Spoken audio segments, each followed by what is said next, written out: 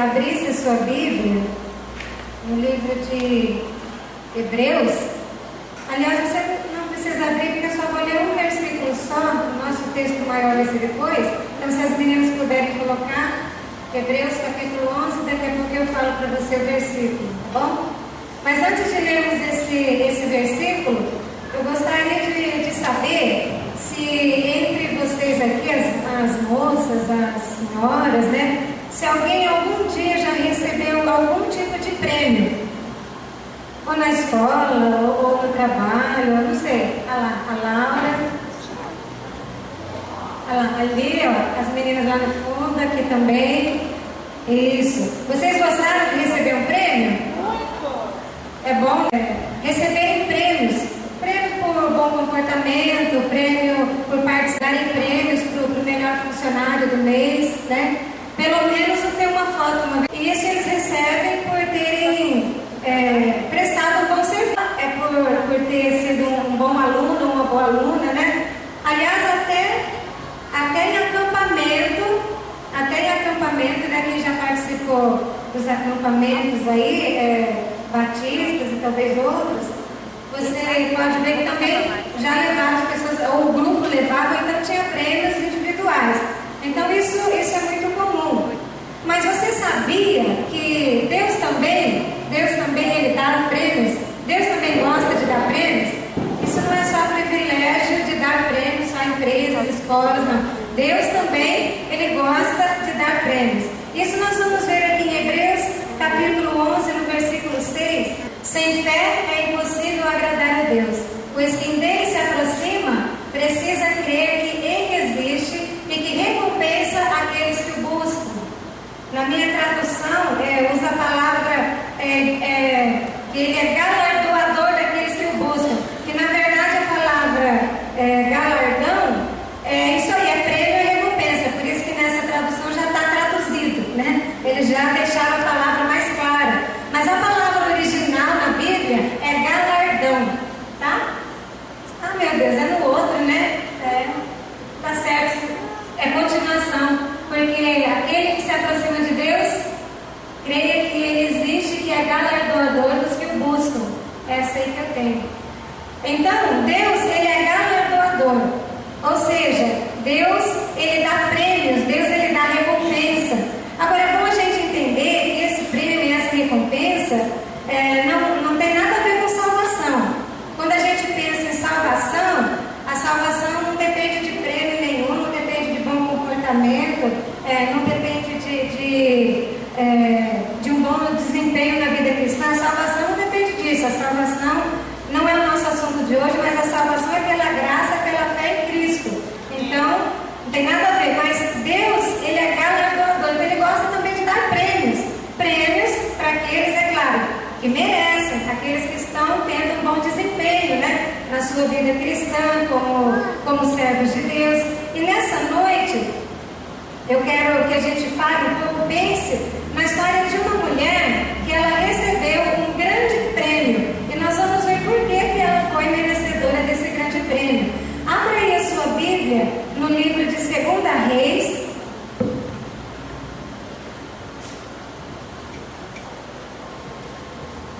Segunda Reis, capítulo 4.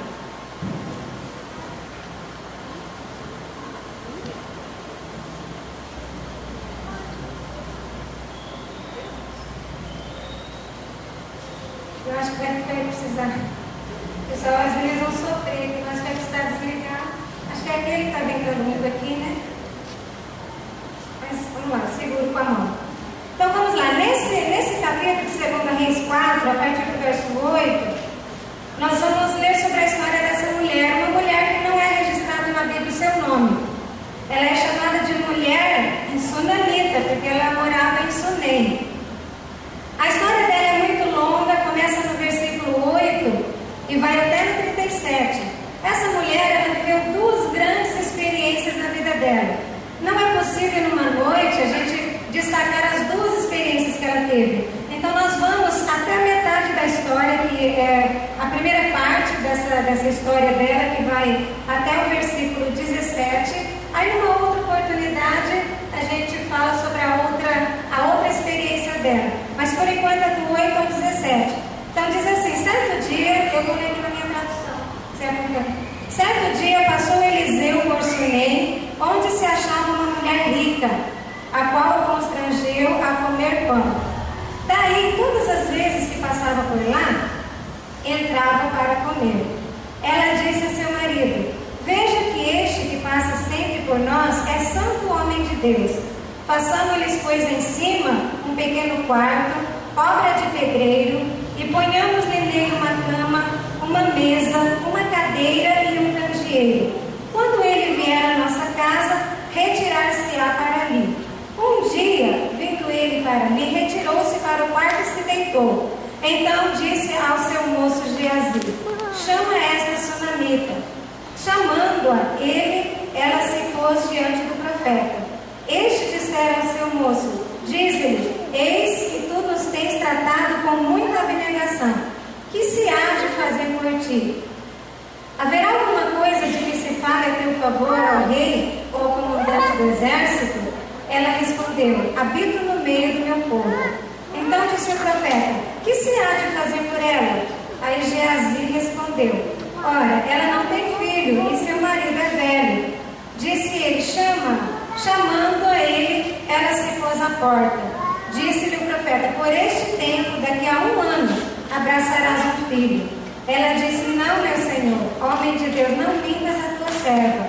Concebeu a mulher e deu à luz um filho no tempo determinado, quando fez 1 ano, segundo Eliseu dissera. Vamos orar.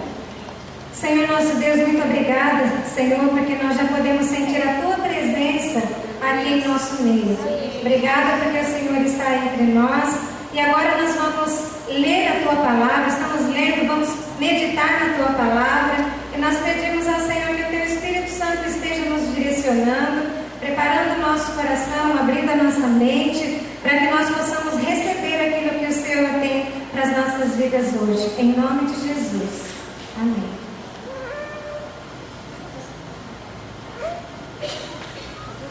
É que eu estou fazendo tratamento de fonoterapia, que eu estou com talo nas cordas vocais. Então, quando eu começo a falar, aí eu corro o risco de ficar rouca e de ficar tomando água. Bom, mas vamos ver, vocês já sabem qual foi o prêmio que essa mulher recebeu, né? Qual foi o prêmio? Um filho. A Bíblia diz, então, pouco se fala sobre essa mulher, mas o que se viu, que o marido já era velho, tudo indica que ela também, e ela não havia tido filhos, né? Então ela recebeu esse grande prêmio, ela foi premiada por Deus com essa bênção, com esse sonho que já estava há muito tempo engavetado. Então nós encontramos na vida dessa mulher características bem marcantes que podem nos ajudar a viver uma vida cristã melhor e que agradem a Deus.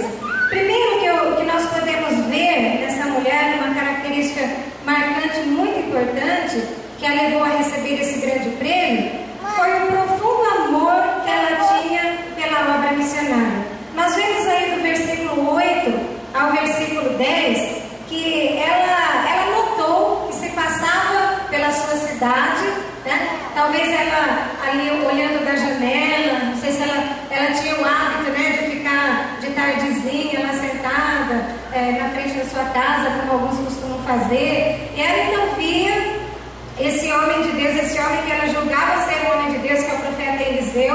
Ela via passar por ali, sabia que ele era um homem que ele andava de cidade em cidade para levar a palavra de Deus. Ele, como profeta, ele tinha a missão de levar a palavra de Deus para os povos, para as cidades. Ele andava de um lado para o outro. Então, naquela época, os profetas, eles dependiam de acolhimento de alguém. Ele não tinha uma estalagem, um hotel para ficar. Dependia que alguém, então, o convidasse para se hospedar na sua casa. Então, nós vemos ali que ela, então, dentro desse, movida por esse amor que ela tinha, de ver um homem de Deus saindo a pé para levar a palavra de Deus, então ela se dispôs a recebê-lo na sua casa. Ali nós vemos que ela exerceu a hospitalidade, que na Bíblia a hospitalidade é algo muito importante, é muito importante na nossa vida cristã, né? Às vezes a gente não dá muita importância, mas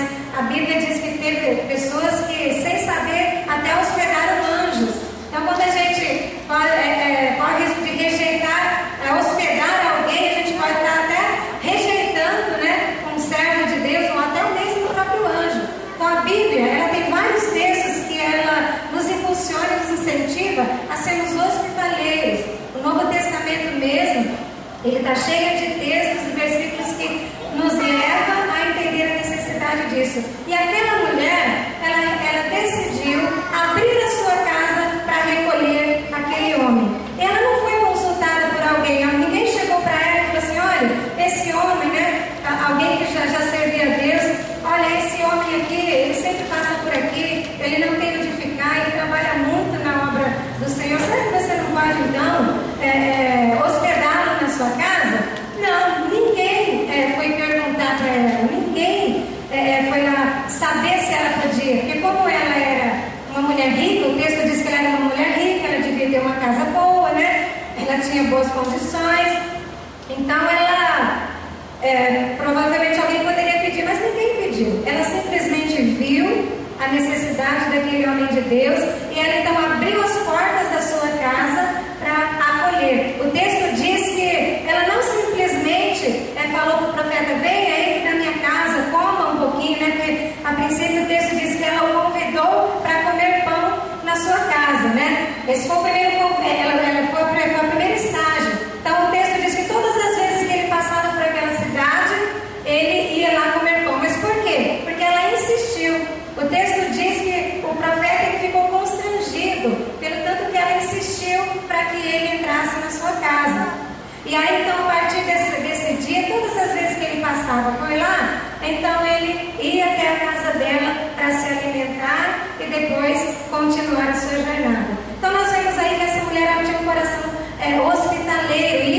Isso mostra o amor que ela tinha pela obra missionária.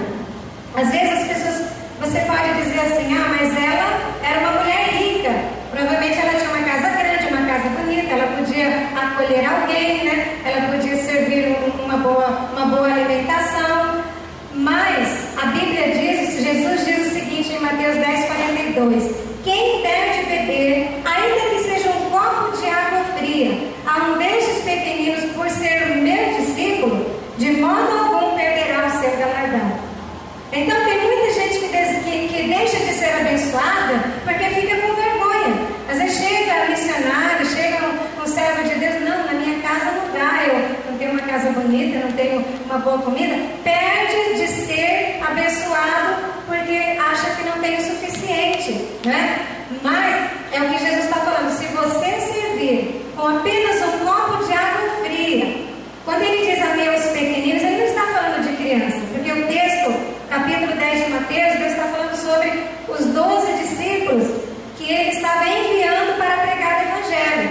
Então aqui ele está falando daqueles que iriam receber esses discípulos na sua casa. Então ele fala: a qualquer pessoa que sequer der um copo de água fria para vocês, de maneira nenhuma ela perderá o seu galardão, ela perderá o seu prêmio, né? Então, porque Deus ele valoriza muito a hospitalidade. E essa mulher, ela tinha esse coração. Então, não deixe de ser abençoada porque você acha que a sua casa não é bonita o bastante, grande o bastante, e a sua despensa não tem a comida de primeira qualidade, né? Outra característica que nós vemos dentro desse amor pela obra missionária, nós vemos aí o profundo valor que ela dava para o homem de Deus. Deixa eu tomar minha água. Agora ela está gelada.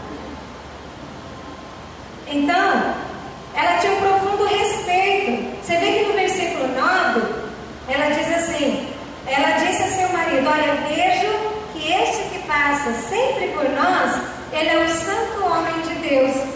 Então, ela tinha um respeito profundo, uma profunda admiração, e ela se sentia honrada por estar recebendo aquele homem de Deus.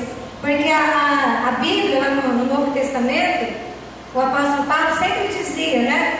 Ele sempre dizia que nós devemos ter em grande estima aqueles que pregam a palavra. Então nós precisamos amar, precisamos respeitar, precisamos valorizar, precisamos honrar essas pessoas, porque elas fazem um trabalho digno, né? Eu me lembro, lendo esse texto aqui da Sunamita, eu me lembrei de uma senhora, nós chamamos de Irmã Dulce, né? Não é aquela lá de Salvador que agora acho que virou santa, né? Mas ela é bem parecida pela vontade e o coração dela, né? De ajudar as pessoas. E ela recebia em sua casa, ela mora num povoado de uma cidade do interior de Sergipe, onde eu e meu marido nós trabalhamos. E ela recebeu por muito tempo na sua casa uma missionária chamada Zênia. Essa geração provavelmente não conhece, né? Mas ela é uma missionária aqui de Varpa, missionária da Junta de Missões Nacionais, e ela que abriu a Igreja Batista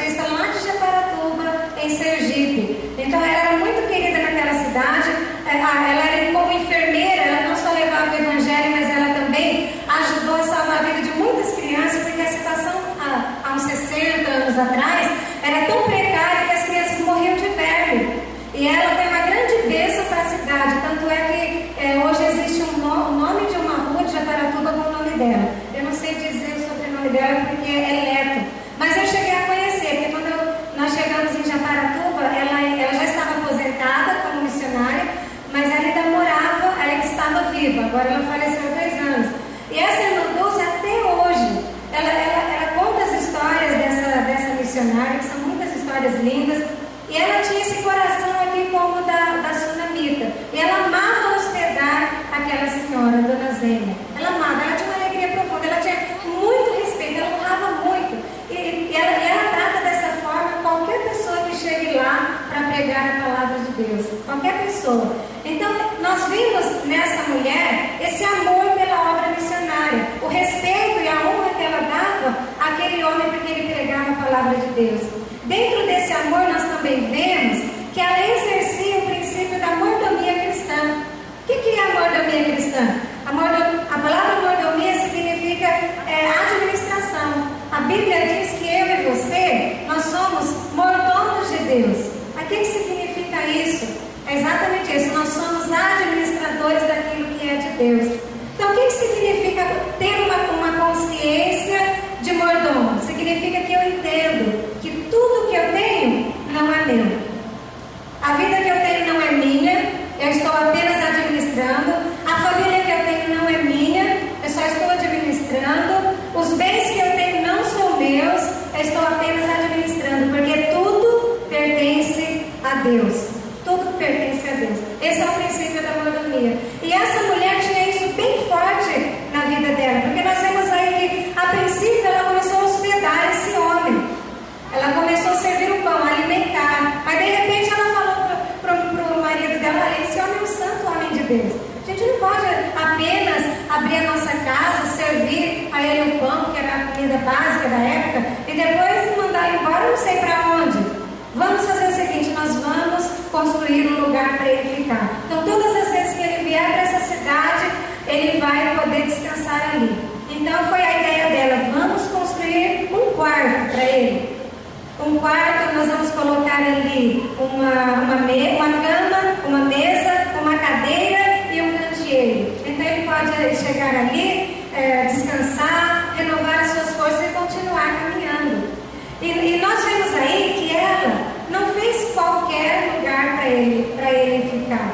Naquela época, a maioria das casas, elas eram como se chama nas grandes cidades, só ficava assim na laje, né? Só na laje. Então, era costume da época, para ter mais espaço, as famílias então construíam em cima dessa laje algumas tendas, mas era tenda mesmo, feita de não sei como é que é, hoje a gente faria o quê? De uma lona, né? Do jeito que eles faziam lá, mas era uma tenda.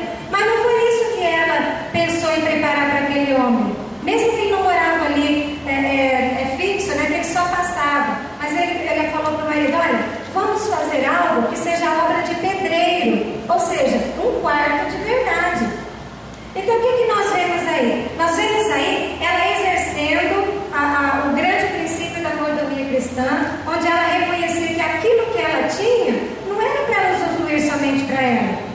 A casa que ela tinha, os bens que ela tinha, o dinheiro que ela tinha, não era para ser usado só para ela, mas era para ser usado para o reino de Deus.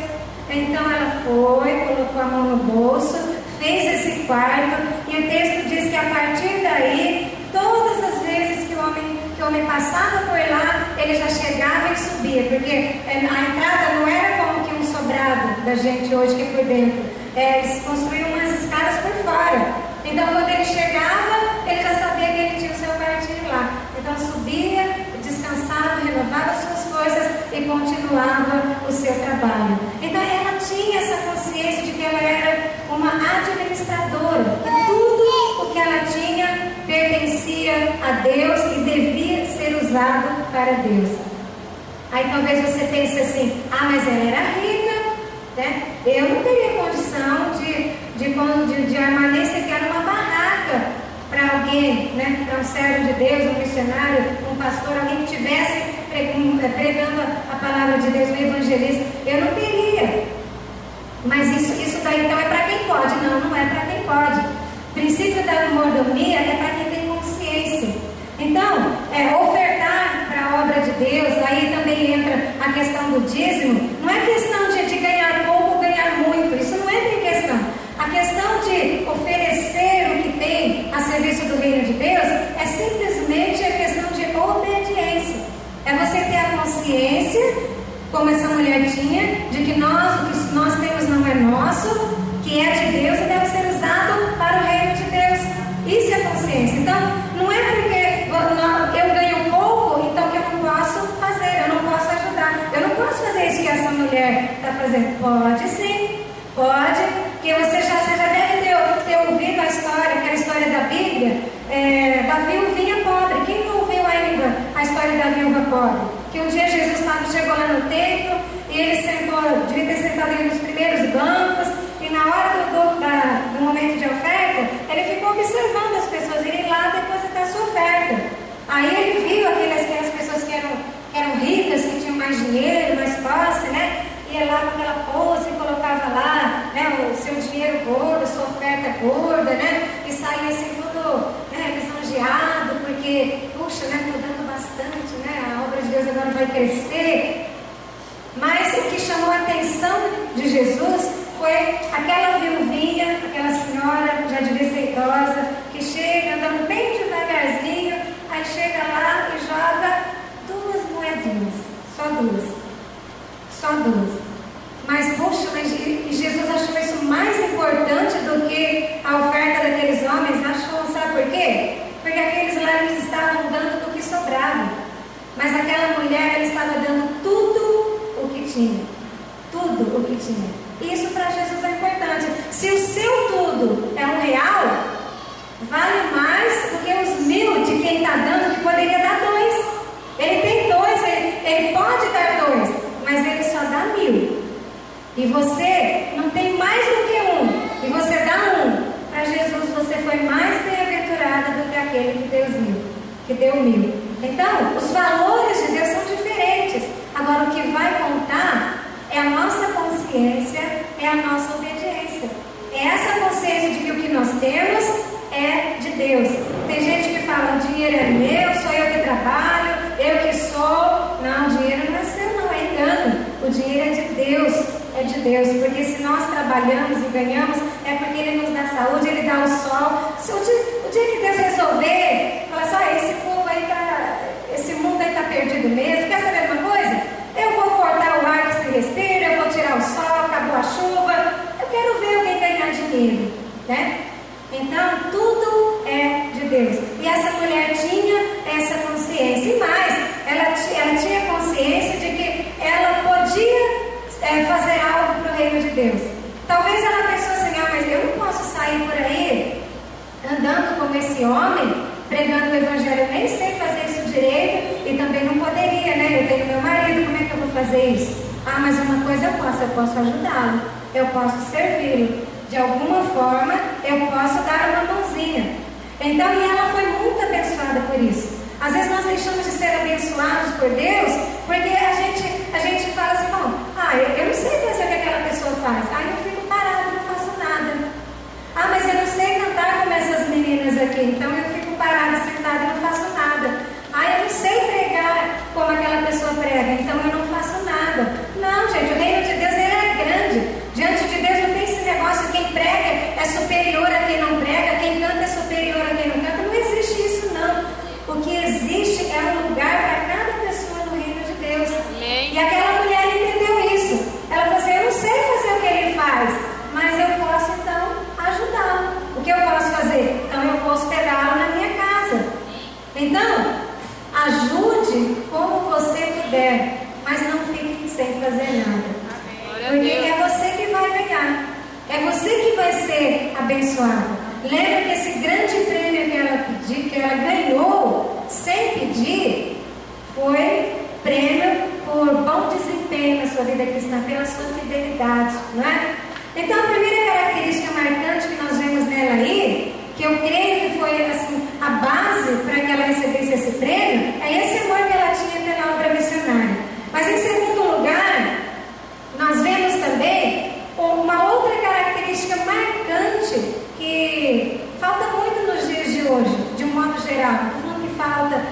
aqui na igreja entre nós, de um modo geral, falta isso no mundo de hoje. No versículo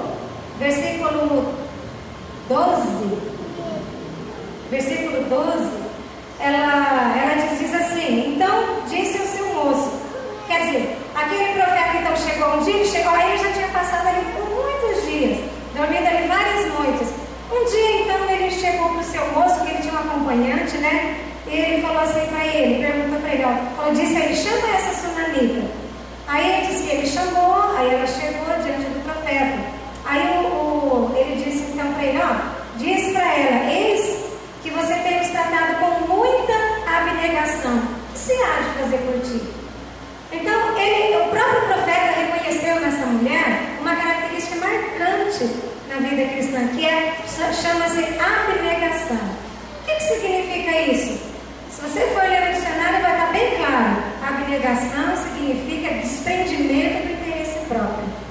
Desprendimento do interesse próprio. Foi isso que o profeta enxergou naquela mulher. E essa é uma característica muito trabalhada na Bíblia. No Novo Testamento, Paulo fala sobre essa característica em 1 Coríntios 10, 24.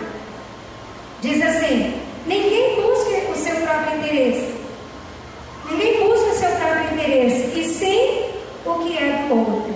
Eu fui olhar ali porque aqui eu só anotei as partes principais que eu queria, não o versículo todo. Então ele diz: ninguém busca o seu próprio interesse, e sim o que é do outro. Aí no verso 33 ele diz: assim como eu, não buscando o meu próprio interesse, mas o de muitos, para que sejam salvos. Então olha só, o próprio apóstolo Paulo no Novo Testamento falando sobre a abnegação. Então é você pensar no interesse do outro. Será que isso é fácil para nós? Vocês acham que isso é fácil? Nos desprender do nosso próprio interesse para pensar no interesse dos outros? Não, para nós como seres humanos, isso não é fácil. É algo que a gente precisa batalhar, lutar e buscar a ajuda de Deus para conseguir. Mas essa é uma característica marcante de uma mulher vitoriosa, né? Não é o ponto da mulher vitoriosa? Se você quer ser uma mulher vitoriosa, você tem que buscar, pelo menos começar a buscar essa característica que é a abnegação. Vamos analisar essa mulher. Essa mulher, ela não recebeu uma simples visita na casa dela. Ela não recebeu um simples hóspede na sua casa. Ela recebeu a visita de um profeta. E a figura do profeta naquela época era muito mais profunda do que hoje. Porque nos dias de hoje, esse dom de profeta, ele existe assim, de uma maneira pouco, é a minoria, são poucos profetas que existem hoje. Porque hoje nós temos assim, uma total liberdade diante de Deus. Hoje nós temos um livre acesso diante de Deus. Hoje qualquer pessoa pode, onde em qualquer lugar que ele estiver, dobrar os seus joelhos ou não e conversar com Deus como se ele estivesse ali presente ali do seu lado, né? Tem um livre acesso, uma intimidade, um contato. Deus fala com a gente, né? Enquanto lemos a Bíblia, fala no nosso coração, fala através da palavra. Mas isso nós só alcançamos com a morte de Cristo na cruz, onde Jesus Cristo então abriu o caminho aos céus. Mas antes de Jesus vir ao mundo, as pessoas não tinham esse contato direto com Deus, elas não tinham esse acesso a Deus. Naquela época, Deus ele só falava para os profetas e através do profeta, somente. Então, se ele quisesse falar com você, ele não ia falar direto com você lá no seu quarto, como a Bíblia fala: entra no seu quarto, fecha a tua porta e fala com o Pai Celestial, e você fala com ele fala com você. Não, ele iria, naquela época, ele procurava um profeta e dava a mensagem para aquele profeta, e aquele profeta ia até você para dar aquela mensagem. Porque naquela época, somente os profetas tinham acesso a Deus. Então, naquela época, o profeta para aquelas pessoas, ele era o representante de Deus ali, onde quer que estivesse. E agora, ela está diante de um representante de Deus dentro da sua própria casa. Isso para a gente é uma coisa normal. Deus está comigo, eu estou lá na cozinha, Deus está, estou no banheiro, Deus está. Naquela época não tinha esse relacionamento. com Deus. Só Jesus que nos possibilita isso hoje. Mas então ela está diante do representante de Deus. Então, se fosse você, o que você faria? Né? Você está ali com aquele homem que é assim com Deus, né? Aquele homem que ouve tudo de Deus, que fala com Deus. O que você faria? Você pediria? O que você conversaria com esse homem? Aquela mulher não falou nada sobre ela. Ela não falou nada sobre ela. É muito interessante a gente ver que essa mulher, ela guardava lá no fundo do seu coração um sonho não realizado. Era um sonho não realizado. Ela era casada, eles já eram velhos e eles não tinham filhos. Por que eu falo que era um sonho não realizado? Que é algo que ficou ali no seu coração, bem num cantinho ali, escondidinho, há muito tempo, estava ali guardadinho no seu coração. Porque quando o profeta diz para ela assim, olha, daqui um ano você vai abraçar um filho, ela fala, não, homem de Deus, não minta para a tua serva. É a mesma coisa que ela estivesse dizendo, não, homem de Deus, não brinca com isso. Não é assim que a gente fala quando é um assunto delicado, né? Por exemplo, alguém, por exemplo, vou usar aqui o marido da Laura, né? Acabou de perder a mãe, né? Então, a gente não vai ficar falando de mãe, de experiências com a mãe, de amor de mãe, nesses dias que ele está, né? Aquilo está ali no seu coração. Então é uma coisa que a gente fala. E alguém que não sabe, né? Vai falar, e a sua mãe? A gente fala, esse assunto não, né? Esse assunto não. Então essa mulher, ela tinha isso, era uma área delicada. Por que delicada? Porque era um sonho dela, mas que não se realizou, mas ficou ali guardada. Ela fechou a portinha ali, guardou e aquilo ficou lá dentro. Então, era uma coisa assim que ela guardava. Ela não teve, mas ficou ali escondidinho.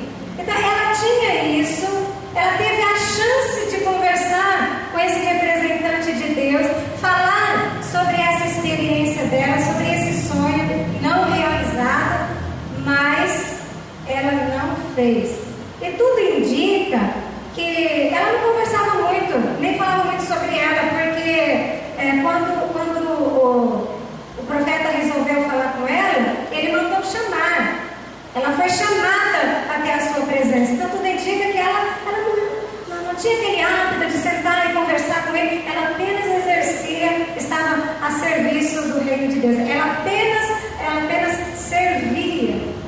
Tudo indica que eles não tinham muito contato com o outro. Mas o que isso significa? E o que o profeta viu? Que ela buscava, em primeiro lugar, os interesses do reino de Deus. Ela buscava em primeiro lugar. Vocês lembram de Mateus 6,33? O que Jesus falou? Mateus 6,33, Jesus nos diz, buscar em primeiro lugar o reino de Deus. E o que vai acontecer? O que vai acontecer? Não, né? O que vai acontecer? Todas as coisas vos serão acrescentadas. Essa é a promessa de Jesus. Buscar em primeiro lugar o reino de Deus e todas as coisas vos serão acrescentadas. É isso que essa mulher fazia. Essa mulher, ela não vivia somente ali focada nos seus próprios interesses. Ela não vivia obcecada, né, com aquilo. Não tinha aquilo na sua mente, a não realização do seu sonho, né? Você não conhece pessoas, não tem pessoas que só abrem a boca para falar das suas lamentações, das suas lamúrias, dos seus problemas, daquilo que não conseguiu, aquilo que gostaria, que não conquistou, que não realizou. Tem pessoas que só abrem a boca para falar dos seus próprios problemas. Vive em função de si mesmo. Fala dos seus sonhos, fala dos seus projetos, trabalha, luta, busca isso. Vive para si. Essa mulher era diferente. Em nenhum momento ela contou a vida dela. Tanto é que o homem de Deus nem tinha percebido que ela não tinha filho, né? Nem tinha percebido, senão ele mesmo teria já pensado nisso, né? Então nós vemos aqui essa mulher, ela buscou em primeiro lugar o reino de Deus. E quem busca em primeiro lugar o reino de Deus, a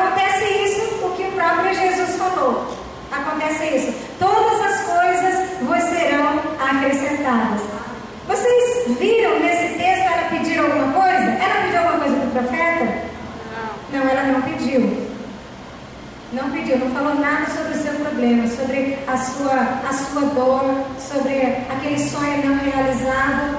Mas mesmo assim, ela recebeu. Isso não significa que você não deve pedir, né? Porque o mesmo Jesus que fala também na Bíblia, aquele que pede recebe, aquele que busca encontra, é o mesmo que diz também que aquele que busca o reino de Deus em primeiro lugar, todas as coisas serão acrescentadas. Isso significa que a Bíblia é clara: quem pede vai receber, quem busca vai encontrar, mas aquele que busca o reino de Deus em primeiro lugar não precisa nem se dar o trabalho de pedir.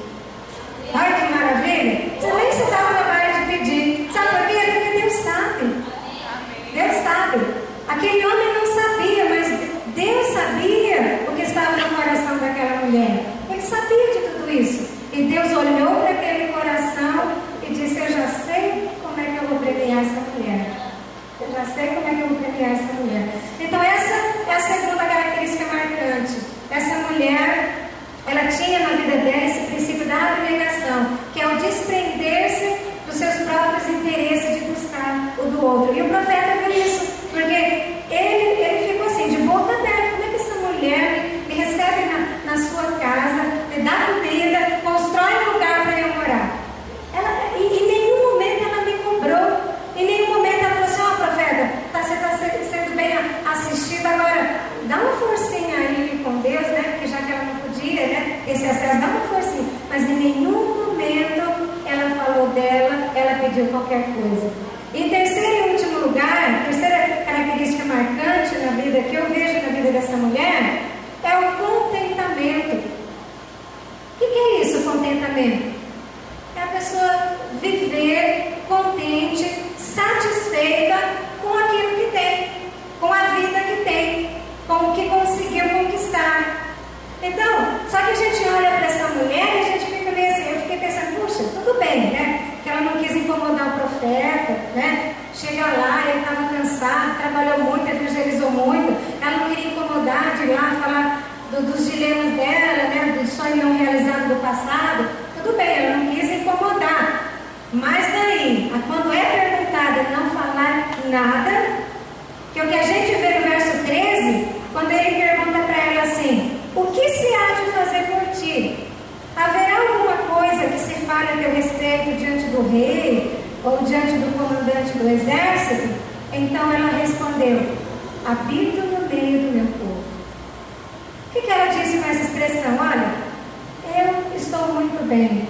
Eu estou vivendo aqui entre o meu povo, povo de Deus, abençoado, tenho a minha casa, tenho o meu marido. Olha, não preciso de mais nada.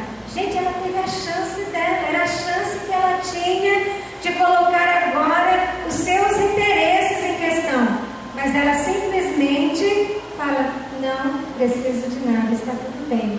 Estou contente, em outras palavras, eu estou contente com aquilo que eu tenho, né? Então, no verso 16, a gente entende que era um assunto delicado para ela. Era algo que estava lá no seu coração, lá no fundo. Mas em nenhum momento ela fala sobre isso. Então, ela não diz nada. Então, o profeta então vai inquirir do seu ajudante. Então, olha, e aí, o que você sabe da vida dessa mulher? Será que tem alguma coisa que se pode fazer por ela? Então aí o companheiro dele, o discípulo dele, então fala: olha, ela é uma mulher, deve ter falado, é uma mulher rica, tem suas posses e tudo, mas ela não tem filho, o marido já é velho, né? Então ele falou: é isso daí, esse vai ser o prêmio dela. Então o que me chama a atenção nessa mulher? É que apesar dela não ter um sonho realizado, ela não era uma pessoa revoltada. Ela não era revoltada, ela não era amargurada, ela não vivia reclamando, ela não vivia se lamentando. Ela simplesmente guardou no seu coração. Você conhece alguém que só vive reclamando? Só vive se lamentando? Só vive lembrando do passado, que não conseguiu isso, que sofreu aquilo, que tem aquela pessoa, né? Aquela pessoa que você tem até medo de fazer aquela perguntinha básica que a gente está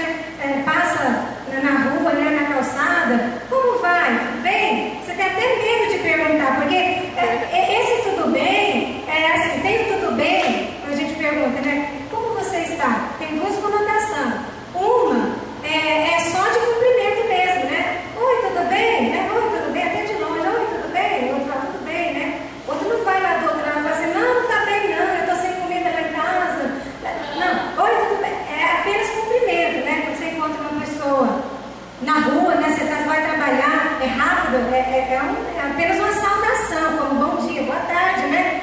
Mas a gente tem até medo de dar esse tipo de saudação para algumas pessoas. Porque se você fazer essa perguntinha, como vai, tá tudo bem? Aí lá vem aquela avalanche, né? Não tá tudo bem, não, aí começa. E não é que é aquela situação, não é aquele dia, aquele momento. Eu estou falando daquela pessoa que a vida dela é assim. Você passa anos e ela está sempre falando dos seus dilemas, dos seus problemas, das suas lamentações, das suas lamúrias, né? Eu não estou aqui falando que você não deve falar. Você deve sim falar dos seus problemas, das suas lutas, dos seus dilemas, mas para a pessoa certa, na hora certa e no lugar certo, né? É aí que vai aquela outra pergunta, outra conotação, né? A gente está sentado junto, só nós duas, aí eu chego, e aí, como é que você está? Aí realmente eu estou querendo saber como está, né? Aí está na hora de falar, mas é aquela pessoa em qualquer lugar ela vai sentar e pode ter gente do lado e ela começa a falar das suas lamúrias, das suas lamentações. Tem pessoas que são amarguradas porque não conseguiram algo, às vezes não conseguiu realizar aquele sonho, não teve aí da sua casa, fica amargurada porque todo mundo consegue comprar casa, né? Não pode nem ver aquele sorteio das casinhas lá que já fica revoltado, porque o nome não está lá, né? Tem uma pessoa revoltada, uma pessoa amargurada. Às vezes tem mulher amargurada e revoltada porque não casou, outra revoltada, amargurada porque não teve filho, outra porque não conseguiu fazer a faculdade que queria, não conseguiu ter o que queria, né? Tem pessoas que ficam amargas. Será que é bom a gente estar perto de uma mulher amarga? Não, ninguém gosta, né? Ninguém gosta de ficar perto de uma pessoa amarga. Mas a gente não vê isso nessa mulher. Apesar dela ter esse sonho não realizado, ela não era assim. Ela pensava nos outros. Ela guardava no seu coração, pensava nos outros, colocava tudo que ela tinha à disposição do reino de Deus para abençoar outras pessoas. Então, ela estava satisfeita com o que ela tinha, com a vida que ela levava, apesar de não ter tudo o que desejava. É isso que a gente precisa entender. Eu não vou dizer, eu gostaria de poder dizer para vocês assim, ó, Deus me falou que toda mulher vitoriosa que estará lá esta noite, o seu sonho será realizado. Eu gostaria, mas Deus não falou nada disso para mim, então eu não vou falar para você. Mas de uma coisa é certa. Se você viver essa vida de contentamento, viver satisfeita com aquilo que você pode conseguir, aquilo que você conseguiu, ter essa alegria de viver, ter esse desprendimento, né, como essa mulher, você tem muita chance de ter o seu sonho realizado. Ainda que você não falou dele para Deus, né? Então nós precisamos aprender a conviver bem com aquilo que nós não conseguimos ter, né? Por exemplo, eu me lembro quando eu estava lendo a história dela, eu me lembrei de um conselho que eu recebi uma vez, né? Eu era nova ainda, acho que eu devia ter uns 20 anos, né? E aí, eu tive uma desilusão amorosa. Aí eu estava sofrendo muito, aí eu fui me aconselhar com o pastor, né? Eu era nova, eu já tinha uns 2 anos, se fosse com 20 que eu não engravidava, né? Já tinha uns 2 anos, né? De crente. Aí o pastor, ele falou uma coisa para mim, dentre muitas, né? Ele disse assim, olha, não fique triste porque não deu certo, né? Esse amor seu, provavelmente é o primeiro, não fique triste, não. Porque se você não conseguir realizar esse sonho, você vai procurar se satisfazer e se realizar de outra forma, né? Então, se você não chegar a casar, a encontrar o homem da sua vida, você pode se realizar de outra forma. Em outras palavras, assim, com o trabalho, com o ministério, porque eu já tinha um chamado missionário naquela época, né? Aí eu saí de lá meio frustrada, né? Pensei que ele fosse dizer assim, não chora, não fica triste, né? Que Deus está preparando um morenão elegante, charmoso. O aluno não gosta de chamar ele de moreno, não. Ele fala, que negócio de chamar preto de moreno? Eu sou preto, eu não sou moreno, sou preto, né? Então, um negão, né?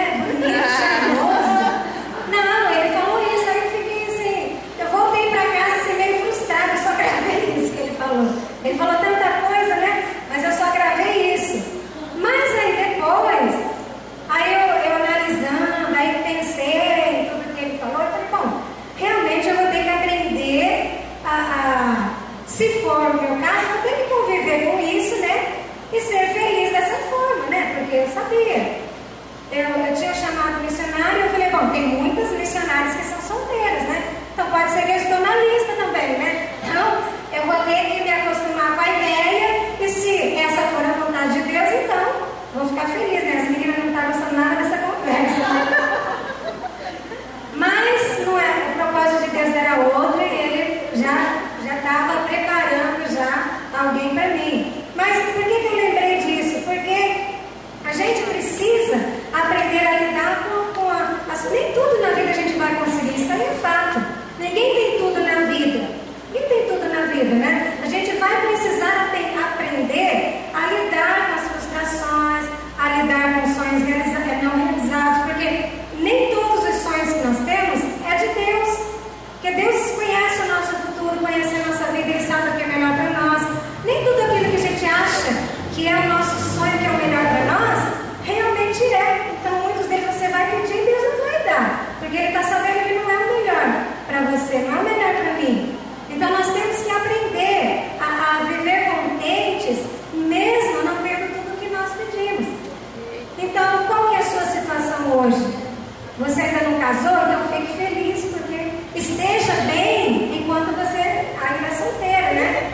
Não deixe para ficar feliz depois que casou, que encontrou, né, o homem da sua vida, né? Aproveite o seu estado solitário, né? Aproveite o que você pode tirar disso daí, né? Então, se você não tem a sua casa, não fica aí sofrendo por antecedência, né?